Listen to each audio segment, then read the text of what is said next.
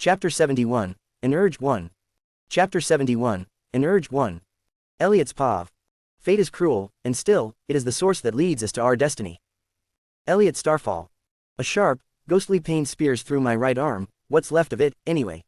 It's gone, hacked off, burned away, but I feel phantom fingers twitching in the dark, clawing at nothing. I press my left palm hard against my knee, feeling the damp fabric of my trousers soaked with the foul brown water of the sewers, this fetid grave for anything that can't crawl out. My teeth grind against each other as I fight the twisting in my shoulder. My stump jerks uncontrollably, rolling from side to side like a demented marionette, the phantom pain so vivid I want to scream. There's no blood, the wound sealed thanks to that monster's blood I drank. My curse, my gift. The torn fabric of my shirt sticks to the redness and greenish-black bruising around the scar. It's healed in a way that should take weeks. But I don't feel blessed. I feel like filth, like rot. The only good thing in my mouth is a sickly sweet metallic aftertaste I can't stand. I spit it onto the floor.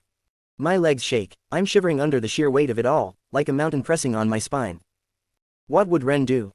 My brother is dead, they killed him, those blue-blooded creatures that pretend to be people. That's why I'm here, shoes drenched in blood. The cold-looking blood, but being ironically warm, half a man, staring at the wreckage of what we are. I try to stand, but the world swims, so I grab the slimy wall to steady myself. I'm lost, no plan, no future, just this endless city mist, cold as death, wandering, hunting, killing them, dying. No long life for me. I correct myself, no life at all, sooner or later, the city will swallow me whole. I wipe the cold sweat from my brow and stagger a step forward, my boot slipping in the gore that used to be a man. A young man, he might have been a brother. A son, just like Ren. My jaw tenses, my heart roars with hate, but it's empty too, a cold, silent void. Is that eternity, just this hollow stare? I push the thought aside. I force myself to look at them. Jean stands over the woman, his hand curled into a fist. I still feel myself left in the sewage, in the void. Chom stares at the ground, feet shuffling, refusing to see. There's a child in the corner, no older than 14, trembling so violently I can hear the fabric of her dress rustling. My teeth ache as I clench them. My left hand tightens on my knee so hard the fabric nearly tears. I want to vomit. I already did, too many times. My stomach burns from the acid and the blood I drank instead of real water, real food. Jean's voice cuts through it. Don't move. He roars it at the woman, and she jerks but doesn't try to flee. He punches her in the stomach. The child sobs, high and thin, the sound of an animal cornered. I watch it all. I don't move to stop him. Why would I? I don't believe them. They beg for mercy, these creatures. They cry when the knife is at their own throat, but laugh when they hold it at yours. They'd kill a human child and call it sport. They'd enslave us, whip us until the flesh splits, sell us off like cattle. And yet now they weep. I lick my teeth and feel the rough plaque on them. Disgusting. My body feels like it's dying, shuddering under me, and deep down I know, I am going to die. It's not a question of if, only when. Jean keeps hitting her, aiming for her belly. Not the face, not the legs, not the arms. He's careful, deliberate. She's pregnant, belly swollen, unmistakable even in the dim light. I see it, Chom sees it, and he wants to stop him. I can see it in the way his eyes flicker, the tremor in his fingers. But I don't stop Jean, and neither does Chom in the end. Chom still has some humanity left in him. That tiny flickering spark that Ren used to have. That I used to have. But my light went out. I feel the shudder in my lungs, the fracture in my world. Hope is dead, and so is mercy. That child in the corner. That unborn thing in her belly. Sooner or later they'll be just like the father, enslavers, torturers, murderers of my kind. It's only a matter of time. I can't risk it, none of us can. So, I let Jean do it. Chapter 72, An Urge 2. Chapter 72, An Urge 2. I watch her crumple to the ground, her eyes rolling back, mouth slack. She doesn't even moan anymore, just dead weight. The only sound is her daughter's thin, piercing cry that breaks and chokes in her throat. I glance at the man Jean killed earlier. Or what's left of him. His head is unrecognizable, caved in like a rotten melon. Blue blood pools beneath it. I remember his face just before. Low, angry eyes, thick brows, thin lips sneering at us. It's all gone now. I take in the room. A kitchen, a broken table in one corner, and chairs overturned. The walls are cracked but not ruined, curtains drawn tight against the outside world. No candlelight. It's almost dark outside now. The sky is a bruise of purplish black, dull magenta. Faint stars flicker overhead, or at least they did before we broke in. The girl tries not to cry anymore. She huddles deeper into the corner, face streaked with tears and filth. I see her eyes dart to Chom. He can't look at her. He tries to, but his eyes slip away. We took them as hostages. We needed supplies, makeup to disguise ourselves as blue-blooded scum, weapons, food, anything. We told the man of the house to go out and buy it. He's been gone more than half an hour. Almost an hour now. Jean grows impatient. He kills the woman. I feel sick. I'm barely standing. My legs are numb. The blood I drank should give me strength, but I'm spent, my body screaming for rest. I lean heavily against the wall, the rough surface scraping my arm. Jean hits the woman again, even though she's limp. Her stomach is caved in, dark stains spreading. The girl in the corner sobs once, then clamps her hands over her mouth. Chom shuffles his feet, looking for somewhere, anywhere else to put his gaze. He's too pure for this. Too human. Ren would have tried to stop it. But I can't. I won't. My mercy died with my brother. I watch Jean's face as he hits her. He's not angry. He's not gleeful. He's focused. Efficient. Like he's killing a pig for meat. It's easier that way. Cleaner. And then I hear it. A sound outside. Heavy. Lumbering. The door creaks. I turn my head just as light cuts through the darkness. I see him, the man who left, the husband.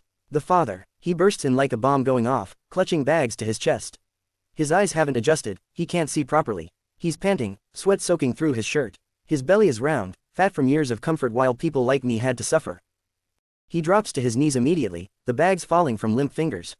I see them tumble. Food, soap, maybe tools, I don't care. He doesn't look up, he just collapses forward, pressing his head to the floor. Please. His voice breaks. It's raw, ragged. He sounds like someone dying of thirst in the desert. Please, let my wife and child live. I hear his sobs catch in his throat. He sounds like the Golden Reaper from my visions, the voice I hear from time to time, a croaking death rattle. But he's no Reaper, just a man. I glance at Jean. He's walking toward the girl now. The mother is done, slumped in blood. The husband finally dares to lift his head, and when he does, he sees what we did. His wife's belly is torn and punctured. Blue blood pools around her. There's so much of it that there's no chance she'd survive even with help. He wails when he sees it, an inhuman sound ripped straight from his gut. He tries to crawl forward, tries to reach her. His tears drip from his chin to the filthy floor. Pathetic. He did this. They all did. He reaped the rewards of selling people like me, of seeing us chained, of watching Ren die.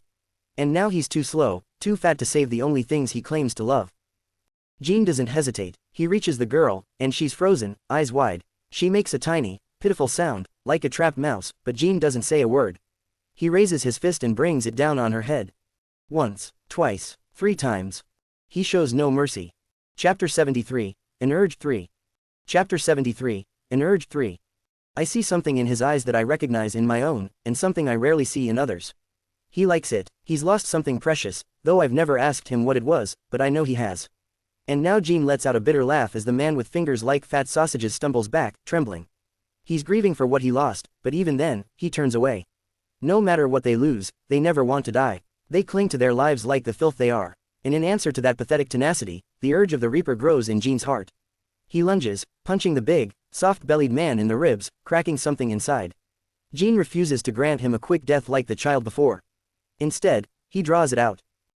While Chom and I shower off the blood and filth, while we scrub the stink of sweat and fear from our skin, Jean is still with the man. We check the bastard's belongings, count what little coins he had, take anything useful. And Jean tortures him for a full hour before finally killing him. He's slow about it, deliberate. He won't let the man scream too much. Doesn't want to attract anyone. But he makes sure every breath is agony before it's over. Only when he's satisfied does he come to clean himself, silent and sour and spitting flecks of blood into the drain. Time feels so vivid. Outside, the breeze of the cold town catches my hair, whipping it across my face. The day itself is a lie, hot, glaring, the sky lit by that blue sun like something out of a fairy tale. A sun that looks cold as ice but burns like fire. By nightfall it all reverses. The darkness swallows the glow, and the moon dominates the heavens, with real coldness. The kind that seeps into your bones and feasts on you from the inside. I look up at the golden moon. It's so close it feels like it's going to crash down and annihilate us all, craters as big as the old colorless moon I remember from the nights with Ren only a month ago. I wouldn't mind if the world ended now. If every last one of these monsters was pulled with me into hell, I'd welcome it. I exhale into nothing, watching the fog catch the light of the gas lamps in a swirling golden haze. At night, it isn't pitch black, not really. There are streaks of dark violet across the sky. The stars burn through them, bright and indifferent. Too beautiful for a place like this. Too beautiful for eyes like mine. Or for the eyes of those monsters who sleep safe behind those sharp-peaked roofs, oblivious and dreaming of better days. My gaze wanders across the stars. Some pulse and shimmer, others dim, but most remain cold and fixed. Ren would have found a way to understand them. He would have found a way to understand these creatures. He wouldn't have killed that child. And I wouldn't either. Once. But the world changes in a moment. A single loss and everything you were collapses into nothing. My morality snapped when Ren died. I should have stopped Jean. I should have restrained him, should have spat in his face and refused. But my brother is gone. With him, my world. So I don't stop. I will never stop, not until every last one of them is dead. Men, women, children. No exceptions. A plague doesn't discriminate, neither will I. And maybe, there's another way. But I refuse to think about it. I want only revenge, and their deaths will suffice. I lower my eyes to the wet asphalt, reflecting the glow of the gas lamps. They're set every dozen meters in perfect lines, making sure the street never truly goes dark. The fog curls around them, the light diffusing in ghostly halos. My boots thud softly with each step, Chom and Jean's footsteps matching my own, echoing through the empty street. I'm a wandering soul, drifting, searching, but for what? There's something inside me, gnawing and hungry. I don't know what it is. In a fight, I want to drink blood. When I see their eyes, these monsters responsible for my loneliness, I want to kill them, watch the light leave their gaze. There's something more to it, too, but I can't name it. Not yet. Chapter 74, An Urge 4. Chapter 74, An Urge 4. So, what now? Jean grunts with a raw voice, spitting blue-tinged saliva onto the stones and adjusting his collar. We've drunk more blood than water these past days. It isn't good for us. I know it, he knows it, I can feel the parasites, the worms, and maggots in my stomach. It is in our feces and vomit, but mostly in mine. Even now, I taste iron on my tongue, feel the heat spreading through my veins. It's a drug, worse than any I've ever known, even though I never took any. Moreover, I had to care for Ren after all. Only Chom seems untouched, or at least, he doesn't let it show. Maybe he doesn't feel the urge at all, or he's just stronger at resisting. He's small, quiet, but there's something hard in him. I glance at him, noting how his face is lowered, hidden under the shadow of his dark hair. I reach out and pat his shoulder, both of us dressed now in formal clothing, faces caked in blue makeup to hide our true colors. It'll last the night and the next day, as long as we don't sweat too hard or get caught in the rain. Just follow me, I say, voice flat and cold. And Jean, spit the rest of that shit out of your mouth. Jean obeys without complaint. He doesn't even glance at me as he wipes his lips and hawks a wad of blood onto the street. Ren would have hated what I've become. He'd have tried to talk me down, reason with me. But he's dead, and I'm all that's left. So I bear the pain, the agony in my ruined arm, and keep moving. It hurts. Gods, it hurts so much I want to scream. The tears sting my eyes, and I have to bite down hard not to sob like a child. But I don't stop. Eos, Chom's voice is small but clear, cutting through the night. His hand finds the stump of my missing arm. He looks at me with that same expression, sad, lost under the glow of the gas lamps and golden moon. I shake him off, jaw clenching. I don't want his pity. For some reason, I have to keep going down this street. It's more than a choice. It's a compulsion, like déjà vu that wraps around my throat. My eyes go wide. I know this place. My pace quickens, not quite a run, but faster than a walk. I leave them behind, though they scramble to keep up. I round a corner, taking in the rows of houses stretching off into the golden fog. Some have lit windows, one in particular spilling weak yellow light onto the street. I can hear voices, a man and a woman, and the tiny warble of a child. A family. Jean shoots them a murderous look, his eyes glinting with rage at their laughter. He's starving for blood. I catch the smell of soup and cooked meat, and my stomach growls in answer. But I force myself to keep going. Chom keeps his eyes on the ground, like Ren always did when he was thinking. It twists something in my gut.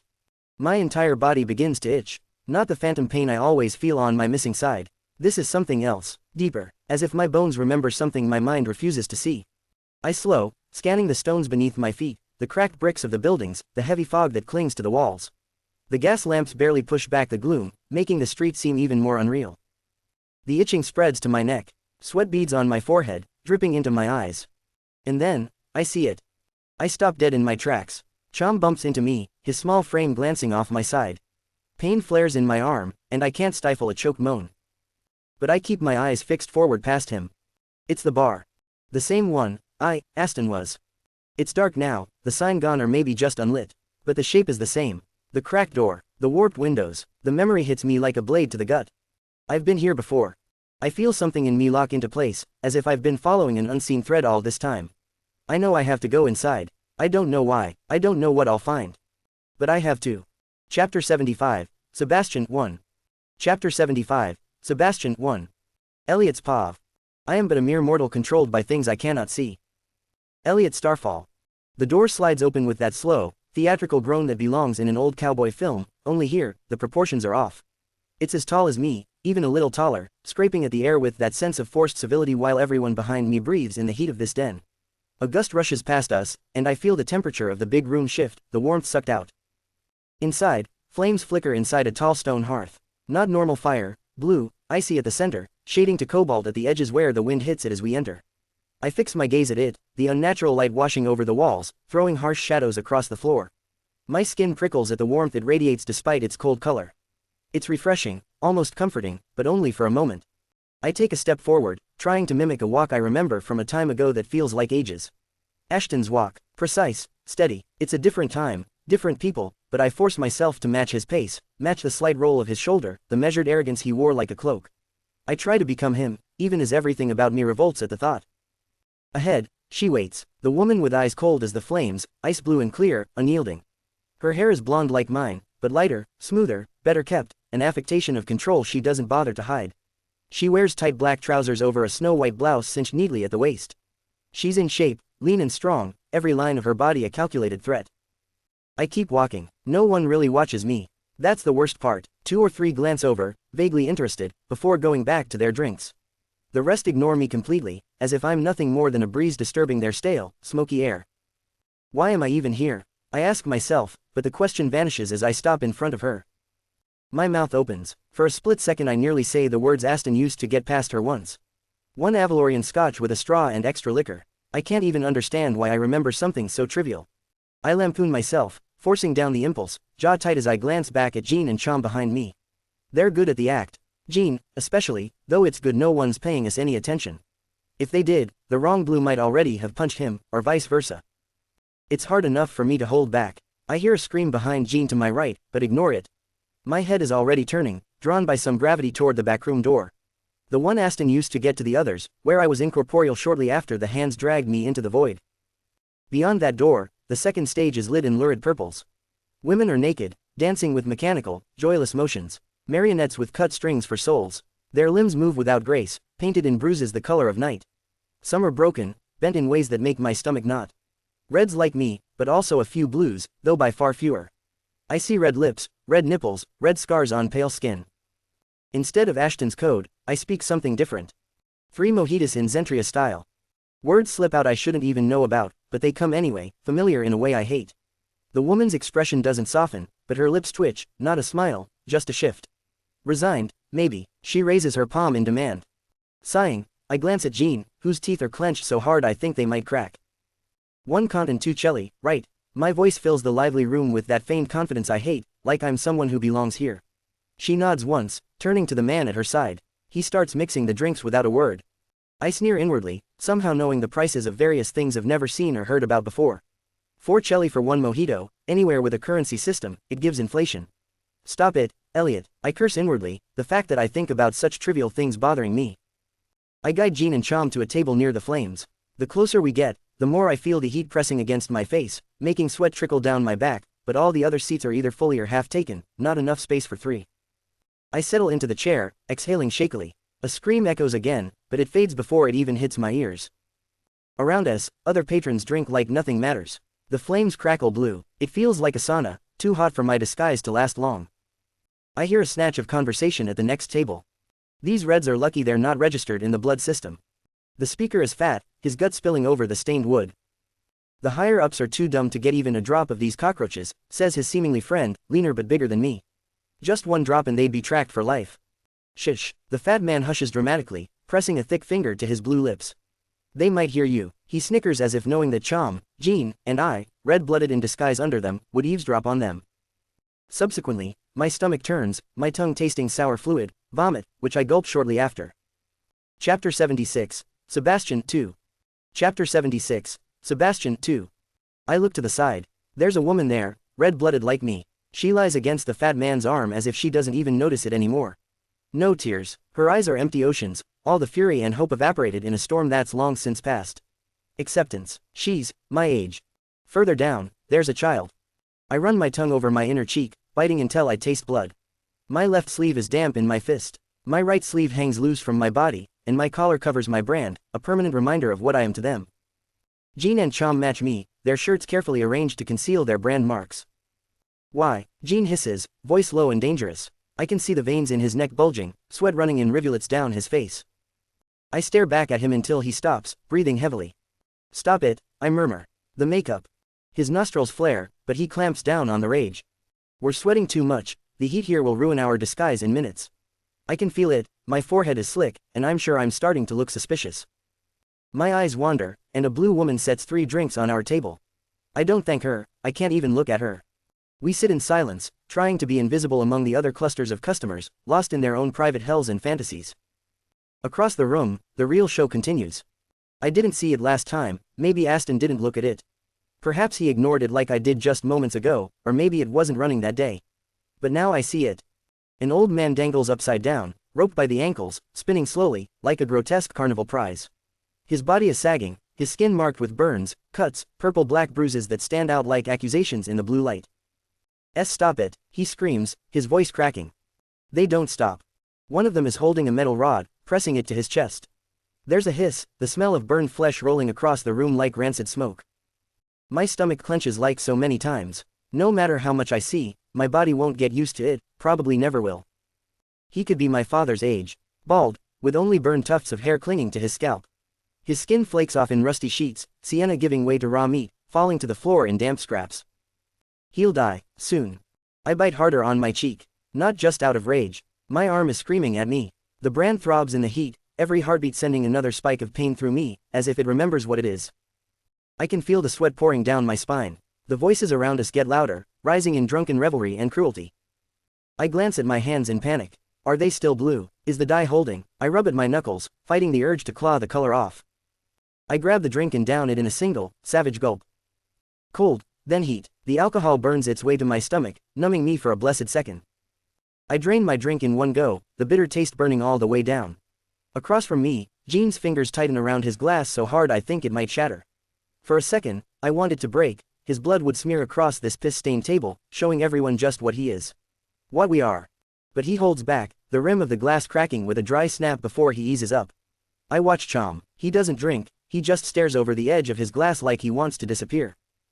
My right hand twitches, except it's not there. It flickers, that ghost limb, and I try to grab Chom's drink with it like an idiot. I remember, it's gone. Gritting my teeth, I shift my body, awkward as a crippled dog, and reach with my left hand instead. I'm turned half away from Gene now, no eye on him. Vulnerable. Cool ice kisses my palm as I finally grip the glass. I barely register it, because that's when Gene explodes out of his chair and slams his hands onto our table. The whole room freezes, and his chair scrapes back with an awful shriek, a scream that slices through the stale smoke and muffled laughter. Every single eye is on us. Chapter 77, Sebastian 3. Chapter 77, Sebastian 3. My heel twitches and I try to kick him under the table, get him to shut the fuck up, but I stop halfway, swallowing a mouthful of dry saliva. God, how many of them are armed? I sweep the bar with my eyes. Dim lamps, shadows, faces watching. How many of them are skinwalkers? The Greens, if they're here, we're already dead. Why am I even here? Because I must be, because I feel some twisted obligation to be here. My legs walk me in like they had a mind of their own. It's just like with the blue hanged man. I wasn't in control, or maybe I was, but I didn't want to admit it. I'm about to whisper something, anything to calm Gene when he suddenly screams. But it's a grotesque sound, morphing in the middle into something like laughter. Like lust. He's faking it, moreover, the end of it. He truly is filled with anger and the lust to slaughter them all. My heart hammers against my ribs, my skin itches, and my right shoulder throbs like it's about to split open. I clutch it, trying not to show my teeth, my red gums. I drop my head, and my vision swims. Gene stretches, cracks his neck, and acts like nothing's wrong. The other blue-blooded turn their bored eyes away, but I still feel my heart pounding in my ears.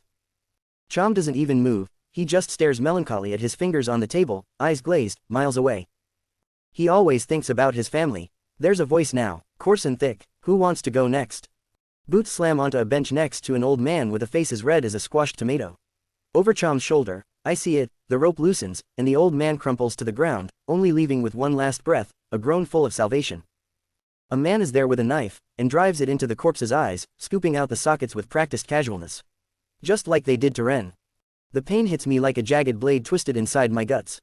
Not a clean stab, a slow, scraping torture that rips me apart. I try to keep my face neutral. Don't see red, I say to myself, closing my eyes. But I can't. Because when I open my eyes, I see a kid taking the place of the dead old man. Half naked, one sock on, underwear dirty and ripped, the other foot bare. He's crying while they tie the rope around his ankles. Old man and small child, someone says. He's next to another one with greasy brown hair, who yanks the kid's head up roughly. That one has a face like an unfinished sculpture, eyes that can't focus, mouth gaping open. He tries to talk but just drools. Rape, only with 2 holes, old man and child, one can be hanged, and played with knife and. He chokes on the words, spitting more than speaking. He reaches for the knife lodged in the old man's eye socket. Some in the bar look bored, others lean in with sick anticipation. A hole is a hole. That one yells from the back. The voice is nasal, cracked, coming from a head with a receding hairline and a face that would make his own mother flinch. Laughter erupts among the blues. My people, they're crying. I feel the blood boiling under my skin, flooding my veins until my whole body shakes. Move, do something. But now I don't, my legs won't listen. I stand and don't even realize it at first, but my head twitches, my neck jerking from side to side like I'm fighting off ghosts. My jaw locks so hard it cracks, and I see the back room. The one where they took the blue hanged man. Suddenly, my moves, however, reluctantly not to the boy but to the bar, even though every part of me wants to carve that fat blue bastard open right here and now. My vision bleeds red, and through it, I see Jean behind me. He's watching me with those fanatical eyes, like he's witnessing a god emerging from my skin. He sees Eos, not me. He doesn't see Elliot. And I keep moving. Chapter 78, Sebastian 4. Sweat trickles down my cheek. My head jerks again, scraping my neck raw. The blue flames of the hearth burn in my peripheral vision, a chimney carrying the smoke out. Cold to look at, but I know they're hotter than hell itself. My right side throbs, not just the phantom pain of my missing arm, but the ache of knowing that kid is getting punched now. Once. Twice. He screams, and I look back. Jean is halfway out of his chair again. I shake my head, don't. He freezes and understands. He knows what would happen if I snapped. It would be a slaughter. Me, Jean, Chom. We'd all end up with our heads on spikes, and sure, I'd take a few of those blues with me. But that's a small comfort. Walking, I look over the room like I'm back in the school cafeteria. Back when everything used to be normal. When I was walking Ren out of the aula, hand in hand. No one threatened us, no monsters in blue coats waiting to butcher us for sport. Now. A couple of dozen men, at least half with whores on their laps, a quarter or less of them being of blue blood, the rest of my people, red burning through their veins, anger and fury, which has yet to leave their bodies. More watch from the second deck, they are shadows leaning over the rail. It would be a bloodbath. I think again, imagining who of them would die first, and how many I could take down before being penetrated by bullets. I don't thank my cowardly legs. I hate them for obeying. But they carry me anyway, all the way to the bar. The bartender is there, next to him, an icy-looking woman behind the counter. She's filling a massive beer mug, watching me with open curiosity. The Vitla and MPYR team worked hard on this chapter. Her eyes dart to my empty sleeve. I feel my teeth grinding, and my head still twisting slightly to the side like I'm half broken. But it isn't too obvious, otherwise she would look at my face and nod my missing arm. I exhale through flared nostrils, sounding like a man detoxing after days of drugs. 1 Avalorian scotch, straw, extra liquor. The words spill out before I even think them. She freezes, her eyebrows knit. What? She heard me. She knows she heard me. But she doesn't understand. My heart stops beating, but my mouth keeps going. We forgot something important, I say. My voice sounds calm, almost polite. Could I just take it with me again?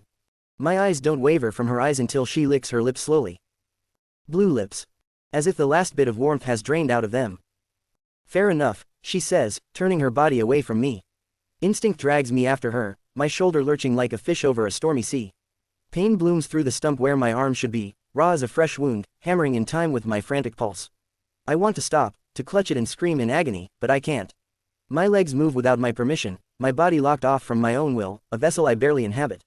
I am not myself. I sweat, I breathe, I walk, I am alive, but I feel more corpse than man. There's the coppery tang of blood on my tongue, cloying and sweet like cheap candy, iron and sugar and memory. The burned flesh in the air makes me think absurdly of childhood grills with Ren in summer, the way we'd laugh even as flames roared and blackened the meat. My stomach clenches at that memory, its warmth now a mockery in this place.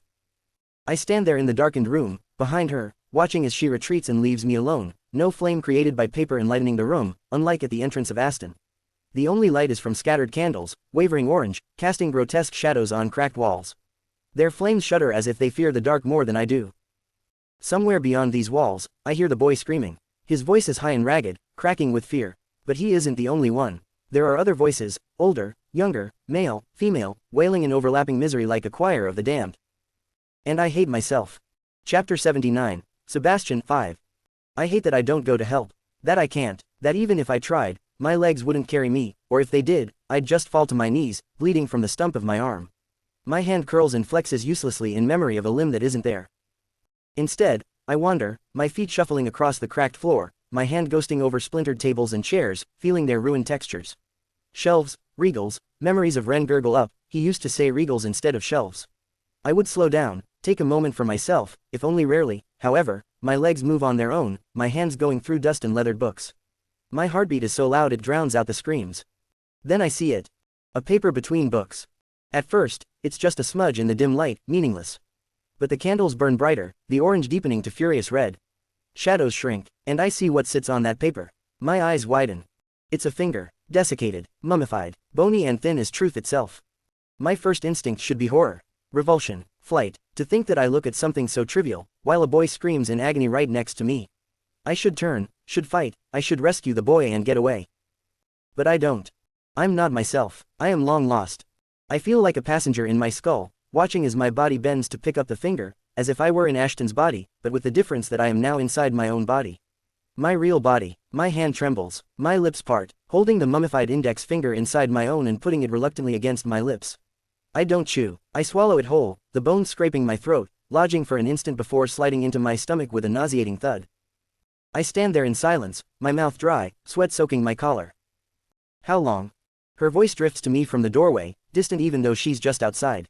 Maybe it's the angle, or the way her back is turned, but it feels like there are miles between us. How long? She asks again. But the words are fading even as they leave her tongue. The candles burn higher, the flames rolling into spheres of molten red. My eyes go dark at the edges. My vision swims, no longer red but black, thick as tar. My body is no longer mine. I feel disconnected like a blade separating soul from flesh. Again. I'm trapped in the void I'd barely escaped before. The void devours me, my soul screams, but there is no sound. This time, the blackness doesn't last as long. Colors, impossible to name, surge into view. My vision turns to madness. I stand on a vast plain, the ground painted in hues that should not exist. Light burns from every direction, but I don't shield my eyes. I can't. I'm not in control. When was I ever? $$ is, C plus H$ at P. T plus R is P hash A plus R at T of the co percent LL percent ECT caret I plus on asterisk $. I'm the core of something else, something I hate. But the skin around me is horribly familiar. It is I, or was. I walk. Bare feet splash into thick, metallic water. I don't look down, I don't dare. Instead, I embrace the light, let it burn away thought. It's blood, not my own. I'd expect it to be red, to match my weak, human-like blood. But it isn't. It's gold. I have not seen a color like this. I only know of 3 in person, but I must admit that this blood, if one still can call it that, looks more valuable than any other. Liquid wealth, shimmering with promise. But all are the same, if not being red in color, one is my enemy, the enemy who killed my brother, my family. I wade deeper, my body naked and gleaming with this false luxury, coated in someone else's death. All around me, corpses float, their skin broken, their mouths agape in silent horror. This body, I know this body feels hatred, an anger so deep that even if I were not inside his body, I would be able to see it in his eyes from miles away. Something stirs ahead of me, a silhouette in the blood, the golden blood. A woman, she's lying there, surrounded by her dead. Her face is eyeless, empty sockets staring into me, seeing everything. I know her, I hate her, I pity her, maybe she's every victim I couldn't save. Maybe she's Ren, maybe she's me. The sun above burns icy, a pale light that freezes my bones even as it sears my skin. Sebastian. The voice is raw, howling. I turn. My mouth twists into a smile I don't control. I taste bile. He's running at me, a man of gold, literally, his skin, hair, eyes all shades of gilded malice. Like a statue come to life, roaring in fury. My smile widens until it splits something inside me. I begin to laugh. Apollo, I say, the name of the golden man sprinting at me with a speed unimaginable to the thought of any mortal being, but somehow, this body reacts. My eyes squeeze shut with the force of it, and the world tears apart. I'm falling. Chapter 80. Sebastian, 6. My chest feels like it's been cored out with a rusty hook. The air dries to dust in my lungs, and I'm dragged away, pulled, by a force that doesn't care if I break. I want to scream for Ren, for myself, for mercy. But there's none to be had. And then, I'm back. The room, the shelf, the paper where the mummified index finger lay in between the books. The finger I swallowed is gone, but its taste lingers, foul and oily in my mouth. The candles gutter, their flames exploding outward in one last act of defiance before they die, plunging everything into absolute darkness. I open my eyes. They hurt as badly as my ruined shoulder, and subsequently, I vomit. The splash is wet and solid, hitting my boots and the floor with a sickening slap. The smell is worse than anything, sweet rotten bile. I try to spit it out, but something wriggles. Maggots. 1, 2, squirming on my tongue, my inner cheeks, and on the ground. I gag and claw at my mouth with my sleeve, only to remember too late that my right arm is gone. My shoulder bumps uselessly against my upper chest, fabric folding over emptiness. My breathing is ragged, wheezing. I can feel my body again. It's mine, and it's disgusting. My legs buckle, my chin smashes into the table's edge to my left. My face lands in the puddle of my vomit. I taste it, try to moan, but only retch harder. I fight to rise. With only one arm, it's nearly impossible. My right would have been my strong side. It's gone. Just like Ren, watering eyes build up, but I crowd them out. There is no place for grief. I finally manage it, staggering upright. My body sways, sweat blinds me, and a shadow looms on the wall, huge and moving. I guess I had too many drinks. I mutter, my voice cracking. The lie tastes worse than the vomit, but it's all I have. I keep my gaze low. I don't want her to see my eyes, to see the terror or the truth or the tears threatening to spill from my brother, for myself. My virtual library empire * hosts the original. She watches. Then, finally, she turns away. Her silhouette is long and graceful against the wall, made monstrous by the flickering shadows. You can stay, she says, voice cold, in a matter-of-fact tone. But if you want to leave, nobody's going to stop the three of you. As she retreats into the dwindling light, I lower my head, listening to the boy's fading screams. The boy, the thought bites deep. I don't run. I move quickly, forcing my ruined body to keep pace. Chom and Jean sit in the corner near the blue flames, sweat soaking through their clothes, shadows dancing on their gaunt faces. I see them and feel the heat of urgency in my chest. We need to go. We can't fight all of them. Not even a quarter. Not like this, not with me in this pathetic wreck of a body. I shouldn't have come here at all.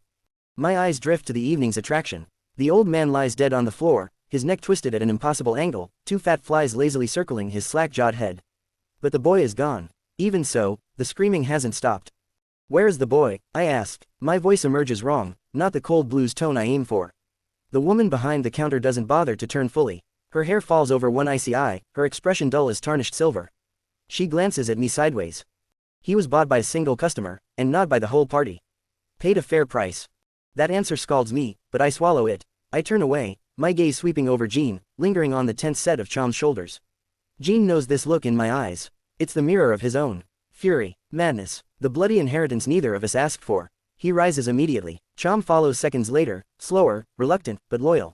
We leave without another word. Outside, the golden fog of moonlight swallows us. The houses grow taller, sharper, as if they lean in to listen.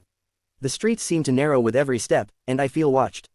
Not in the simple way of curious onlookers, but as if some vast hand controls my strings, turning me into a marionette forced to dance in someone else's cruel little play.